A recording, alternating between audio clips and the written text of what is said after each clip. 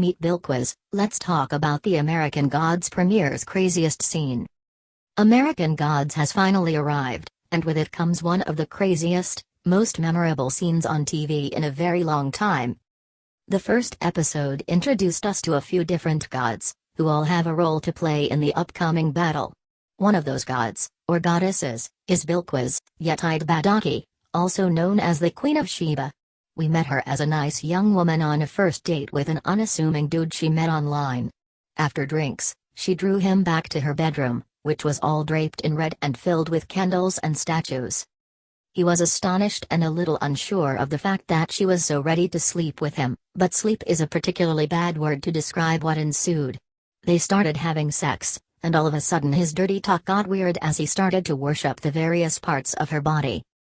Before you or he or anyone besides Bilquis knew it, he was being swallowed up by her body.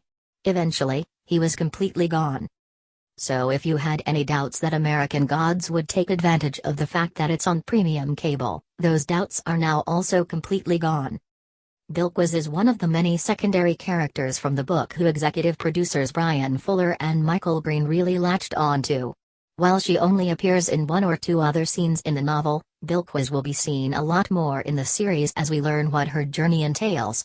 And as her portrayer, Yetide Badaki couldn't be more excited about the character she's bringing to life, or her intro scene. "Can you see how exciting that is for me?"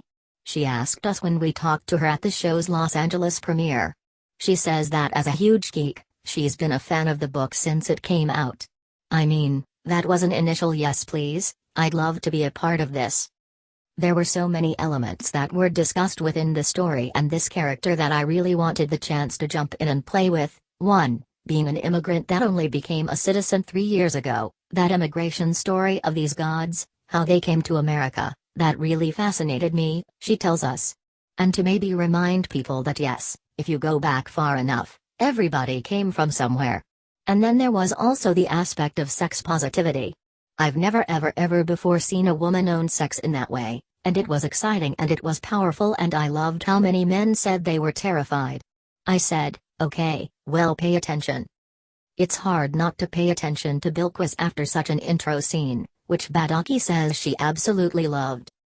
What I really loved is it was unapologetic, she tells us. And I feel that as women, so much nowadays it feel like we have to apologize for wanting something or for being ambitious for being flawed, or just apologies all around for just being. And the chance to play a character that just didn't apologize, that was so freeing. That opened my eyes. And I have to say it started to trickle into my everyday life a little bit. Don't mess with me, or else I will swallow you up. And if you think Bilquis is the only god we're about to fear and revere, you have no idea what you're in for. One of the things that I love about Brian and Michael is that they are the masters of building up a story from the bottom up, and there's something about old gods as well that they don't necessarily ascribe to a flash-in-the-pan type of New Age movement, she says.